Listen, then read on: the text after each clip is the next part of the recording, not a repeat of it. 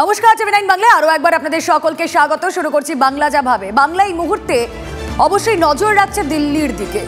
দেখুন, এনডিএর মধ্যে এখন তুঙ্গে দর কষাকষি, অঙ্ক মেলানোটাই যেন খুব কঠিন হয়ে দাঁড়াচ্ছে। নীতিশ কুমার, চন্দ্রবাবু নাইডু তারা একের পর এক গুরুত্বপূর্ণ মন্ত্রক চেয়েছেন, আর এখানে শরিকি দায়বদ্ধতার মুখে পড়ে বিজেপি কি কিছুটা চাপে? আসলে কেন এই কথাগুলো বলছি তার কিছু ইনফরমেশন গ্রাফিক্যালি আপনাদেরকে দেখাবো ঠিক কোন কোন জায়গাগুলোয় কোন কোন দাবিতে এই মুহূর্তে চাপে রয়েছে বিজেপি। সরাসরি দেখাবো সেই ইনফরমেশন। তুঙ্গে দর কষাকষি বলছি, শরিকদের হাত ধরে সরকার গঠনের পথে বিজেপি। শরিকদের হাত ধরে সরকার গঠনের পথটা এতটা সুনিশ্চিত, এতটা সুগম হবে না। তার কারণ কি তার কারণগুলো অ্যানালিসিস করব। তার কারণ দিল্লিতে এনডিএর ঘরে তুঙ্গে দর কষাকষি। পরপর ইনফরমেশনগুলো আপনাদের কাছে রাখবো, যেখানে শরিকরা তারা বিভিন্ন মন্ত্রক চাইছেন। সুযোগ বুঝেই বিজেপির উপর বড়সড় চাপ শরিকদের। রেল, গ্রামোন্নয়ন, পরিবহন, তাদের মতো গুরুত্বপূর্ণ মন্ত্রক চান কে? নীতিশ কুমার। এছাড়াও স্পিকার পদ সহ একাধিক গুরুত্বপূর্ণ মন্ত্রকের নজর চন্দ্রবাবু নাইডু। নীতিশ কুমার, চন্দ্রবাবু নাইডু গুরুত্বপূর্ণ ক্যারেক্টার হয়ে উঠেছে। আর শরিকদের ছাড়া অসম্ভব সরকার গঠন। গুরুত্বপূর্ণ মন্ত্রকগুলি কি তাহলে হাতছাড়া করবে বিজেপি? এই প্রশ্ন খুব স্বাভাবিকভাবেই আসছে। কোন পথে শরিকদের চাপ সামলাবেন বিজেপি নেতৃত্ব? মন্ত্রক নিয়ে শরিকি দাবি মেটাতে পদ্ম শিবিরে চূড়ান্ত তৎপরতা। হ্যাঁ, কোন জায়গায় এই মুহূর্তে এই বৈঠক, দফায় দফায় যে বৈঠক হচ্ছে তার কি নির্যাস, অবশ্যই আপনাদের সামনে আমরা তুলে ধরবো। দেখুন, কারা কারা কি মন্ত্রক চাইছেন আরো ডিটেলে যদি আপনাদেরকে জানাতে পারি। নীতিশ কুমার প্রথমত কি চাইছেন একবার একটু দেখাই চট জলদি। পিসিআর কে বলবো পরপর ইনফরমেশনগুলো দেখাতে। নীতিশ কুমার তার সম্ভাব্য দাবি রেল মন্ত্রক, নজর রয়েছে পরিবহন মন্ত্রকেও, গ্রামোন্নয়ন মন্ত্রকেও নজর রয়েছে, পাশাপাশি বিহারের জন্য স্পেশাল প্যাকেজ, এমনটাই নীতিশ কুমারের সম্ভাব্য দাবি। এছাড়া সর্বভারতীয় ক্ষেত্রে নীতিশকে এনডিএর কনভেনর, বিহার নির্বাচনে নীতিশকে মুখ করে লড়তে হবে বিজেপিকে। এতগুলো দাবি এই মুহূর্তে সামনে রাখছেন নীতিশ কুমার। চন্দ্রবাবু নাইডু তিনি কি দাবি রাখছেন এক এক করে দেখাবো। স্পিকার পদের দাবিতে অনর চন্দ্রবাবু নাইডু। অন্তত 8টি গুরুত্বপূর্ণ মন্ত্রকের দাবি তার। সড়ক, পরিবহন, অর্থ প্রতিমন্ত্রী, কৃষি, শিক্ষা, স্বাস্থ্য, তথ্য প্রযুক্তি, গ্রামোন্নয়ন, এরকম একাধিক দপ্তরের দাবি হাঁকিয়েছেন। পুত্র তথা আরও একবার বলবো পিসিআরকে প্লে করতে। বিজেপিকে সমর্থনের মূল শর্ত অন্ধ্রপ্রদেশের জন্য স্পেশাল প্যাকেজ। বিহারের পাশাপাশি আমরা দেখতে পাচ্ছি অন্ধ্রপ্রদেশেও কিন্তু এই একই দাবি রয়েছে। একনাথ শিন্ডে এবং চিরাগ পাসওয়ান তাদের সম্ভাব্য দাবিগুলো আপনাদের সামনে রাখবো। একনাথ শিন্ডে সম্ভাব্য দাবি 3 জন ক্যাবিনেট মন্ত্রী চাই। এছাড়াও চিরাগ পাসওয়ান কি চাইছেন সেগুলো দেখাবো। সম্ভাব্য দাবি একদা রামবিলাস পাসওয়ানের হাতে থাকা ফুড অ্যান্ড পাবলিক ডিস্ট্রিবিউশন দপ্তর চাই। এছাড়া আর কি রয়েছে অবশ্যই গ্রাফিক্যালি আপনাদেরকে দেখাবো। কুমারস্বামী তিনি কি চাইছেন? কুমারস্বামীর সম্ভাব্য দাবি কৃষি মন্ত্রক, অত্যন্ত গুরুত্বপূর্ণ। এবার শরিকদের এই চাপ সত্যি কি সামাল দিতে পারবে বিজেপি? শরিকরা কি বলছেন, আসুন বক্তব্যগুলো একবার শোনাই আপনাদের। जहाँ तक सरकार बनने का ना बनने का है, सरकारें बना करती हैं, सरकारें गिरा करती हैं। सरकार में बहुमत नहीं हो तो बहुत लोगों को खुश कर करके सरकार बनानी होती है। मुझे लगता है ये खुश करने की जो कदम चल रहे हैं, खुश करने के लिए जो फैसले हो रहे हैं, और सब गिनती का सवाल होता है। सरकारें जब खुश करके बनाई जाती हैं तो कोई और खुश कर देगा तो उधर चले जाते हैं लोग।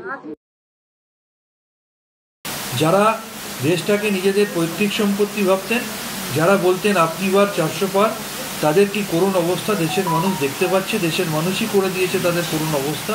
যদিও বা সরকার গঠন করে এই সরকার আর সেইভাবে নিজেদের ইচ্ছামতো বিল পাস করানো, নিজেদের ইচ্ছামতো সংবিধান বদল করে দেওয়া, নিজেদের ইচ্ছামতো দেশের সম্পত্তি বেচে দেওয়া, সেগুলো আর করতে পারবে না। ভারতবর্ষের মানুষের আশীর্বাদ পুষ্ট ইন্ডিয়া অ্যালায়েন্স প্রত্যেক মুহূর্তে এই সরকারের ঘাড়ের কাছে নিঃশ্বাস ফেলবে। যেই প্রশ্নের উত্তর আমরা হাতড়ানোর চেষ্টা করছি, বিজেপি শরিকদের এই চাপ কি সামাল দিতে পারবে? আমরা ডেকে নেব বিজেপি মুখপাত্র ফাল্গুনী পাত্র আমাদের সঙ্গে রয়েছেন। স্বাগত জানাবো আপনাকে টিভি9 বাংলায়। ফাল্গুনী দি প্লিজ।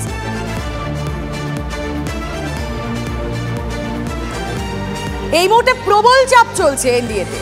আমরা দেখছি একটা দায়বদ্ধতার কাছে কোথাও গিয়ে বিজেপিকে বোধহয় ঝুঁকতে হবে। কিভাবে চাপ সামাল দেবে বিজেপি? দেখুন, কোয়ালিশন সরকার করার অভিজ্ঞতা বিজেপির আছে এবং খুব সফলভাবে এই কোয়ালিশন সরকার গড়ে সুশাসন দিয়ে সারা ভারতবর্ষকে দেখিয়ে দিয়েছে বিজেপি পারে একত্রিতভাবে সবাইকে নিয়ে কিভাবে সরকার গড়তে হয়। সেই জন্য যারা এই ব্যাপারে সিদ্ধহস্ত বা যারা গড়েছেন, যারা কাজ করেছেন, এই ভারতবর্ষের সফলতা দেখিয়েছেন। আগামী দিনে গভর্নমেন্ট চালানোর এক্সপিরিয়েন্স বিজেপির আছে, সেই নিয়ে আমি ডিফার করছি না, বাট এই প্রথম প্রবল শরিকি চাপ সামলাতে হচ্ছে, এর আগে দাবির মুখে পড়তে হচ্ছে। এর আগে আরও প্রবল ছিল, অটল বিহারী বাজপেয়ীজির সময় আমরা জানি সেটা আরও প্রবল ছিল। আমি বলছি যে খুব সুন্দরভাবে এই সরকার চলবে এবং 3 বারের জন্য আবার যে প্রধানমন্ত্রী হচ্ছেন নেহেরুর পরে এই সরকার আবার 3য়বারের জন্য ভারতীয় জনতা পার্টি সরকার গড়ছে এবং সারা ভারতবর্ষের মানুষকে সুশাসন দেবে। আমাদের সঙ্গে এই মুহূর্তে বাইরে থেকে রয়েছেন তৃণমূল মুখপাত্র কৃষাণু মিত্র। স্বাগত জানাবো কৃষাণুদা TV9 বাংলায় বাংলা যেভাবে অনুষ্ঠানে। প্রবল চাপ চলছে এনডিএ শিবিরে এই মুহূর্তে। বিজেপি কোথাও গিয়ে একটা চাপ যেন তাদের উপর পড়ছে, কারণ শরিকরা তারা একের পর এক গুরুত্বপূর্ণ মন্ত্রক এঁকে বসেছে। কি মনে হয় চাপ সামলানোটা সহজ হবে? সরকার গঠনের পথটা কতটা প্রশস্ত হবে? সে আমি জানি না, সেটা বিজেপির মাথা ব্যথা, আমাদের কোনো মাথা ব্যথাও নেই। আমি যেটা জানি যে আজকে বিজেপি 240-এর দোরগোড়ায় 240-এর মতো আসন পেয়েছে। এই 240 থেকে অনেক কম আসন নিয়ে ইউপিএর যে লাস্ট সরকার ছিল 2004 সালে যে সরকার গেছিল, মানে 2009 থেকে 4, সেই সরকারের সম্ভবত 206টি আসন ছিল। তাও একটা সাকসেসফুল 5 বছরের কোয়ালিশন সরকার চালিয়েছে। অটল বিহারী বাজপেয়ীর যে 1998 এবং 99-তে সরকার ছিল, 98 সরকারটা 5 বছর টেনিয়র চলেনি, কিন্তু 99 সালে যে সরকার ছিল, যেটা 2004 অবধি তার টার্ম পুরো করেছিল, সেটাও সম্ভবত 180 বা 88 তাদের সংখ্যা ছিল, সেটাও সফলভাবে চলেছে। কিন্তু তার থেকে অনেক বেশি আসন বর্তমান বিজেপির আছে, সংখ্যাগরিষ্ঠতা না থাকার সত্ত্বেও। কিন্তু তাও এই প্রশ্নগুলো কেন উঠছে? এই প্রশ্নগুলো উঠছে অনেকগুলো কারণে। তার কারণ হচ্ছে এই শরিক দলগুলোকে নিয়ে, বা যে ছোট দল রিজিনাল পার্টিস, যেগুলো রাজ্যভিত্তিক দল, এই দলগুলো সম্পর্কে বিজেপি গত 7-8 বছর, বিশেষ করে 10 বছরের মধ্যে তারা অনেক কুমন্তব্য করেছেন। ছোট দলগুলি নাকি ভারতবর্ষের একতার জন্য ক্ষতিকর, ছোট দলগুলোর কোনো প্রাসঙ্গিকতা নেই, ছোট দলগুলোকে মেরে ফেলা উচিত, ছোট দলগুলোকে পার্টিতে মার্চ করে নেওয়া উচিত। এইগুলো বর্তমান বিজেপি নেতৃত্ব, বিশেষ করে অমিত শাহ এবং নরেন্দ্র মোদী, তারাই এই ন্যারেটিভটা ফ্লোট করেছেন। তার দরুন এখন জোট সঙ্গীরা যেই মানে ইম্পর্টেন্সটা গত 10 বছরে পাননি, তারা এখন পাওয়া একেবারে সেই ইম্পর্টেন্সটা যে জোট সঙ্গীরা পাচ্ছে, সেটা আমরা রেজাল্ট আউটের পর প্রধানমন্ত্রী নরেন্দ্র মোদী তিনি যে বক্তব্য রেখেছিলেন সেখানেও স্পষ্ট ছিল। সেখানে কিন্তু বারবার জোট শরিকদের কথা তিনি উল্লেখ করেছেন। দিলীপ ঘোষ এই প্রসঙ্গে কি বলছেন একবার শোনা যাক। কিছুই অসম্ভব নয় রাজনীতিতে। আর নাইডু আর নীতিশবাবুর মতো পল্টুরাম যারা আছেন, তাদের উপরে ভরসা করা তো বেমানি। আমরা দেখেছি ঠকতে হয়েছে, কিন্তু রাজনীতি বাধ্যবাধকতা থাকে। তারা বিজেপির সমর্থনে জিতে আসেন আর বিজেপিকে ছেড়ে অন্যের সঙ্গে হাত মেলান। সেইটা আসবে কিনা সেটা পার্টির সর্বোচ্চ নেতৃত্ব দেখবেন, দেখার লোক আছে আমাদের। দেখুন, এ তো গেল এনডিএর কথা। অন্যদিকে আইএনডিআইএ তারাও কিন্তু আপাতত জল মাপছে এবং এই জোটের মধ্যে কোথাও একটা যেন উপজোটের আভাস পাওয়া যাচ্ছে।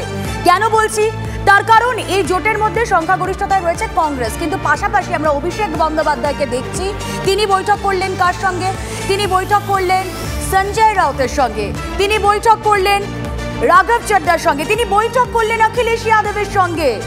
আসনের অনুপাতে আমরা দেখতে পাচ্ছি সমাজবাদী পার্টি যে স্ট্রাইকিং রেট রেখেছে তা কিন্তু কংগ্রেসের কম। তাহলে খুব স্বাভাবিকভাবেই প্রশ্ন উঠছে, ইন্ডিয়া জোটে কংগ্রেসের নেতৃত্ব কি শরিক দলগুলো মানবে? আসুন তারই উত্তর খোঁজার চেষ্টা করি, কিন্তু তার আগে কি বলছেন Shantanu Sen, Sujan Chakraborty, back to back বক্তব্য।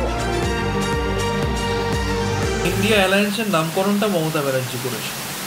মমতা ব্যানার্জি পরিষ্কার বলেছিলেন যে এই রাজ্যে আমরা একা বিজেপির বিরুদ্ধে লড়াই করব। তার কারণ পশ্চিমবঙ্গের কংগ্রেস বিজেপির বি টিম, বিজেপির দালাল হয়ে কাজ করেছে। পশ্চিমবঙ্গের সিপিএম বিজেপির দালাল হয়ে কাজ করেছে। সামগ্রিকভাবে আমাদের লক্ষ্য বিজেপির হাত থেকে দেশকে মুক্তি দেওয়া। সেই জায়গায় দাঁড়িয়ে সর্বভারতীয় স্তরে নিশ্চিত করে প্রথম লক্ষ্য হচ্ছে বিজেপির বিরোধিতা করা সেই জায়গায় দাঁড়িয়ে বিজেপি বিরোধী ঐক্যবদ্ধ ইন্ডিয়া অ্যালায়েন্স থাকবে এবং নিশ্চিত করে তার অন্যতম চালিকা শক্তির নাম হবে মমতা ব্যানার্জি, অভিষেক ব্যানার্জির নেতৃত্বাধীন তৃণমূল কংগ্রেস। অঙ্ক কষবে অনেকে, কিন্তু কংগ্রেস, সিপিআইএম সহ জাতীয় দলগুলো গোটা ভারতবর্ষে মানুষের রুটি রুজির লড়াই, মানুষের জীবনের লড়াই, সেটাকে সামনে নিয়ে আসবার যে ব্যবস্থা করেছে এই নির্বাচনে তার প্রভাব যথেষ্টই শক্ত থেকেছে। নিশ্চয়ই বাকিরা বুঝবে। আর যদি কেউ খানিকটা বিজেপির অংশীদার হয়ে ইন্ডিয়া ব্লকে থাকতে চায়, সে বেশি দিন থাকতে পারবে না, তখন দেখা যাবে। আঞ্চলিক দলগুলোর এককাট্টা থাকার যে বিষয়টা তা কিন্তু স্পষ্ট। অন্যদিকে আইএনডিআইএ জোটের তরুণ তুর্কি যারা, তাদের মধ্যে তৎপরতাও তুঙ্গে। কিন্তু যে স্ট্রাইকিং রেটটা অত্যন্ত গুরুত্বপূর্ণ হয়ে উঠছে, সেখানে দাঁড়িয়ে দাদা কংগ্রেসকে নিয়ে ভাইদের কি ভাবনা, এই প্রশ্নটাও ঘুরে ফিরে আসছে। আমরা কথা বলবো, আমাদের সঙ্গে রয়েছেন ফাল্গুনী পাত্র, বিজেপি মুখপাত্র। কি মনে হয়? দেখুন, বিজেপি পেয়েছে 241 একাই, সব মিলিয়ে ইন্ডি জোট পেয়েছে 230। স্বভাবতই বারবার করে বলছে বিজেপি ধরাশায়ী। যেখানে মানুষ ম্যান্ডেট দিয়েছে, আমরা মানুষের উপর বিশ্বাস করি, মানুষ ম্যান্ডেট দিয়েছে, বাট আইএনডিআইএ ক্লিয়ার জানে যে তারা সরকার করতে পারছে না। 241, কিন্তু তারপর থেকেও আমরা এই পশ্চিমবঙ্গেও শুনেছি 29টা আসন পেয়ে মোদিজির পদত্যাগ করা উচিত। তাহলে 29টা আসন নিয়ে উনি কীভাবে ভারতবর্ষকে শাসন করবে, যেখানে উনার পদত্যাগ করা উচিত নয়? প্রশ্ন এখানে। দেখুন, মানুষকে বিভ্রান্ত করা হচ্ছে। 3 বার সরকার গড়তে চলেছে, সেখানে আপ ডাউন হবে, হতে পারে, এবং আমরা সবসময় মানুষের রায়কে মেনে নিই এবং সমর্থন করি, সব জায়গায় সমর্থনযোগ্য। কারণ আমরা ভোটের সময়ও দেখেছি পশ্চিমবঙ্গ ছাড়া কোথাও কোনো রকম গন্ডগোল হয়নি। একটা স্ট্রং অপোজিশনের জায়গাটাও নিয়ে রাখতে চাইছে আইএনডিআইএ জোট, তার বলার অপেক্ষা রাখে না। দেবাংশু ভট্টাচার্য এই মুহূর্তে তৃণমূল নেতা আমাদের সঙ্গে রয়েছেন। দেবাংশু, স্বাগত জানাবো TV9 বাংলা স্টুডিও থেকে। রুমেলা কথা বলছি আপনার সঙ্গে। ইন্ডিয়া ব্লক আপাতত জল মাপছে, আমরা দেখতে পাচ্ছি অভিষেক বন্দ্যোপাধ্যায় তিনি তৎপর, তিনি দিল্লি থেকে এই মুহূর্তে মুম্বাই ছুটেছেন কথা বলতে অবশ্যই। কিন্তু এই যে ইন্ডিয়া জোটের মধ্যে একটা উপজোটের আমরা আভাস পাচ্ছি, দাদা কংগ্রেস, হ্যাঁ তার স্ট্রাইকিং রেট বেশি নয়, কিন্তু বাকিদের স্ট্রাইকিং রেট দুর্ধর্ষ। কোথাও গিয়ে কি এই উপজোট আরো জোট বাঁধছে এই আইএনডিআই এর মধ্যে? দেখুন, আমার মনে হয় না এখানে জোট উপজোটের কোনো ব্যাপার রয়েছে। একটা অ্যালায়েন্স, যেটা ভারতবর্ষের নামে, ইন্ডিয়া নামে অ্যালায়েন্সটা তৈরি হয়েছিল, সেটা অনেকটাই আন্ডাররেটেড ছিল। এবারে নির্বাচনে কেউ ভাবতে পারেনি তারা এত ভালো ফলাফল করবে। ফাইনালি বিজেপিকে ধাক্কা দিয়ে অ্যালায়েন্সটা একটা ভালো ফল করেছে, এবং আমার ধারণা এই অ্যালায়েন্সের প্রত্যেকের সাথে প্রত্যেকের যথেষ্ট ভালো সম্পর্ক। ন্যাশনাল লেভেলে প্রত্যেকের সাথে প্রত্যেকে ঐক্যবদ্ধ আছেন। তারপরেও গিয়ে কিছু ডিসকাশনের প্রয়োজন হয়, আলাদা আলাদা করে কিছু কথাবার্তা বলার দরকার হয়। কারণ আঞ্চলিক দলগুলো নিজেদের কিছু বিষয় থাকে, নিজেদের রিজিওনাল কিছু অ্যাসপিরেশন থাকে, বিভিন্ন রাজ্যের কিছু সেন্টিমেন্ট থাকে, সেই বিষয়গুলো নিয়ে আঞ্চলিক দলগুলো। 99 আসন পেয়ে কংগ্রেস তো কর্তা, কিন্তু এই কংগ্রেসের কর্তৃত্ব বাকিরা কি মানবেন? প্রশ্নটা এই জায়গাতে। না দেখুন, এখানে কাউকে কর্তা হিসাবে তো জায়গা দেওয়া হয়নি। বিষয়টা সম্পূর্ণভাবে প্রথম থেকে ছিল যে এটা একটা অ্যালায়েন্স, যে অ্যালায়েন্সে প্রত্যেকের সমান গুরুত্বপূর্ণ রোল এবং গুরুত্বপূর্ণ ভূমিকা আছে। যদি এখানে, হ্যাঁ অবশ্যই কংগ্রেস তার মধ্যে সবচেয়ে বড় রাজনৈতিক দল, তারা সবচেয়ে বেশি আসন পেয়েছে, দ্বিতীয় সবচেয়ে বেশি আসন সপা পেয়েছে, তৃতীয় আমরা পেয়েছি। তো কংগ্রেস একটা বড় দল, আসনের নিরিখে এই বিষয়ে কোনো সংশয় নেই। কিন্তু সেই জায়গায় দাঁড়িয়ে কেউ নেতৃত্ব দেবে, কেউ লিডারশিপ দেবে, কারণ এখানে বারবারই কালেক্টিভ লিডারশিপের কথা বলা হয়েছিল, যে এখানে সেটা খাটবে না। বিজেপির তফাৎ না, এখানে আবার আমরা বলছি কোনো ইন্ডিভিজুয়াল পলিটিক্যাল পার্টি তারা লিড করবে, ব্যাপারটা এরকম নয়। মমতা বন্দ্যোপাধ্যায় কালেকটিভ লিডারশিপের কথা বলেছেন, আমরা এখনো কালেকটিভ লিডারশিপের কথাই বলছি। কারণ ভারতবর্ষ চালাতে গেলে প্রত্যেকটা ভারতবর্ষের রাজ্যের আলাদা আলাদা। দেবাংশু, আপনি আমাদের সঙ্গে থাকুন। দেখুন, এই যে কালেকটিভ লিডারশিপ শব্দবন্ধ দেবাংশু ব্যবহার করলো, আমরা 2019, 2021-এ এই বঙ্গেও এরকম কালেকটিভ লিডারশিপ দেখেছিলাম। কোথায়? বিজেপিতে। কে দিয়েছিলেন সেই কালেকটিভ লিডারশিপ? কে ছিলেন তার মাথা? দিলীপ ঘোষ। কিন্তু এই দিলীপ ঘোষকে 2024-এর লোকসভা নির্বাচনের পর কেমন যেন একটু ট্র্যাজিক হিরো লাগছে। তিনি একের পর এক তোপ দাগছেন।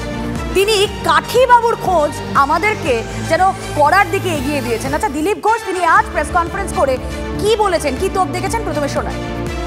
দলের মধ্যে অনেকেরই অনেক ইচ্ছা থাকে, দলের যারা ডিসিশন নেন তারা ঠিক করবেন। যখন এই ধরনের সমস্যা আসে তখন মানুষের মন একটুখানি দুর্বল হয়, বিভ্রান্তি হয়, তারা একটা শক্ত খুঁটি খোঁজে, একটা শেল্টার চায়, তখন তাদের মাথায় যার যেমন মানে কল্পনা আছে তারা ভাবেন, তাদের মতামত দেন। কর্মীদের যদি আমার উপরে আস্থা থাকে এটা ভালো কথা। বাকি এখন পার্টি চলছে, যারা চালাচ্ছেন বা সর্বভারতীয় স্তরে যারা ডিসিশন নেন তারা নেবে। সরাসরি চলে যাই আলোচনায়। দিলীপ ঘোষের একটি টুইটও আমরা দেখাচ্ছিলাম ফাল্গুনী দি, যেখানে তিনি লিখেছেন লাস্ট লাইনে, আমি পিসিআরকে বলবো একবার সেই টুইটটা রাখতে, এক্স হ্যান্ডেলে যা লিখেছেন যে খুব দ্রুত নতুনদের ওপর ভরসা করা উচিত নয়। এর মধ্যে দিয়ে কি দিলীপ ঘোষ কোথাও সুকান্ত মজুমদার বা শুভেন্দু অধিকারীর দিকে আঙুল তুললেন? এগুলো আমার সেটা মনে হয় না, কারণ রাজনীতিতে এরা কেউই খুব নতুন নয়, রাজনীতির অভিজ্ঞতা এদের প্রত্যেকেরই আছে। সেই জন্য আমার মনে হয় না তিনি তাদের দিকে আঙুল তুলেছেন। দেখুন, বিষয় যেটা হচ্ছে 293টা এবং আরও 7জন যে আদার্স আছে তারাও আমাদের সাথে যোগ দিয়েছে। তো আমাদের সংখ্যাটা বাড়ছে এবং এই সরকারের ওপর, সরকার গড়ার ক্ষেত্রে অন্যান্য সাংসদদের আস্থা বাড়ছে বলে তারা আস্তে আস্তে ধীরে ধীরে আমাদের সমর্থন করছে। এবং আগামী দিনেও আমরা পার্সেন্টেজের ভিত্তিতে আমরা দেখেছি যে আমাদের কিন্তু ভোট শতাংশ কমেনি। আমরা যদি সেই দিক থেকে দেখতে চাই, হ্যাঁ এটা বলতে পারেন যে ভোট শতাংশ বাড়া আরও হয়তো প্রয়োজন ছিল, সেই জায়গাটা কেন হয়নি নিশ্চয়ই আমরা সেটা পরবর্তীকালে অ্যানালিসিস করে দেখব। কিন্তু আমাদের ভোট সংখ্যা কমেনি, মানে সিট আমাদের কমেছে, কিন্তু মানুষ আমাদের আগে যা ভোট দিয়েছিল তার থেকে বেশি ভোট দিয়েছে। শতাংশের নিরিখে সেই হারে না বাড়লেও আমাদের ভোট কিন্তু বেড়েছে, বরং আমরা বলতে পারি সেই আন্দাজে তৃণমূলের ভোট কমেছে। তো দেখুন, আমরা যেহেতু এখানে সংখ্যাটা বড়, আমরা সংখ্যার নিরিখেই আমরা সবটা বিচার করি। সেই দিক থেকে দেখতে গেলে আমাদের বলতেই হয় যে আমরা কমেছি, অর্থাৎ সেটা আমরা স্বীকার করে নেব, জনগণ যে ম্যান্ডেট দিয়েছে। কিন্তু আগামী দিনে এই ফলাফল, আগামী দিন যে আগামী সময় আসছে সে ফলাফল অন্যরকম হবে। কৃষাণু মিত্র আমাদের সঙ্গে রয়েছেন, তৃণমূল মুখপাত্র। নাম না করে দিলীপ ঘোষ বিজেপি নেতৃত্বের দিকেই কোথাও যেন আঙুল তুলে দিচ্ছেন কৃষাণুদা। আমি তো আবার বললাম, উনি কি করছেন উনার অন্যান্য নেতৃত্বের প্রতি সেটা আমাদের বিন্দুমাত্র মাথা ব্যথা নেই। কিন্তু আমার খুব অবাক লাগলো যখন উনি চন্দ্রবাবু নাইডু এবং নীতিশ কুমার সম্পর্কে পল্টু রাম বা পল্টুবাজ কথাটা ব্যবহার করলেন। উনি ভুলে গেলেন যে চন্দ্রবাবু নাইডু আর নীতিশ কুমার যতবার পাল্টি নিয়েছেন, অপরদিকে কিন্তু বিজেপিও পাল্টি নিয়েছে। তো এটা একদিকে হয় না, যেরকম তালি একদিক থেকে বাজে না, সেরকম বারবার পাল্টি খাওয়ার জন্য আরেকটি দলকেও বারবার পাল্টি খেতে হয়। এই ক্ষেত্রে চন্দ্রবাবু নাইডু এবং নীতিশ কুমার যদি পাল্টি রাম হয়, তাহলে বিজেপি, অমিত শাহ, নরেন্দ্র মোদীও ইকুয়ালি পাল্টি রাম। তার কারণ হচ্ছে আসা যাওয়া, বিজেপিও তার সঙ্গী। তো সুতরাং এই কথাটা ওরকম ভাসিয়ে দিলে হবে না। যেরকম আমি তোমাকে মনে করিয়ে দিই যে এই নির্বাচনের আগে যখন ক্যাম্পেইন চলছিল, বিজেপি কি বলেছিল যে আমরা 25-30টা আসন পশ্চিমবাংলায় পেলে, কিন্তু তারপরেও দিল্লি দখলের ভোট যুদ্ধে বঙ্গ বিজেপিকে হোঁচট খেতে হয়েছে। আসলে বিজেপির এই মুহূর্তে দিল্লিতে শরিকি চাপ, আর বঙ্গে কাঠি থেকে লাঠি নন্দ ঘোষ খোঁজার মরিয়া চেষ্টা। আমাদের নজর থাকবে, কারণ এই সময়টা বোধহয় সব পক্ষের কাছেই বড় বেশি অঙ্ক মেলানোর, বড় বেশি আত্মবিশ্লেষণ করার। আমাদের সঙ্গে উপস্থিত থাকার জন্য গেস্টদের ধন্যবাদ।